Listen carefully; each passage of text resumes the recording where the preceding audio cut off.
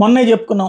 RTC బస్సులలో తెలంగాణలో ఏదో కుట్ర జరుగుతున్నట్టుంది. ప్రత్యేకించి కావాలని ఏదో వెల్లుల్లిపాయలు తొక్కలు తీసేవాళ్ళు ఒకళ్ళు, లేకపోతే గనక అదేది కూరగాయలు అమ్మేవాళ్ళు ఒకళ్ళు, ఎంబ్రాయిడరీ చేసేవాళ్ళు ఒకళ్ళు, తర్వాతన పాచి మొఖం కడుక్కుంటా పేస్ట్ వెళ్ళేవాళ్ళు. ఇట్లా చేస్తారా? సాధారణంగా ఏ మహిళలైనా బయటకు వచ్చేటప్పుడు సిస్టమేటిక్గా ఉండాలనుకుంటారు, అందులో బస్సులో ఎక్కి ప్రశాంతంగా తిరగాలనుకుంటారు, కానీ ఇట్లా ఎందుకు ఉంటారు? ఇది ఎవరో కావాలని చెప్పి ప్లాన్ చేసి పెడుతున్నట్టుంది.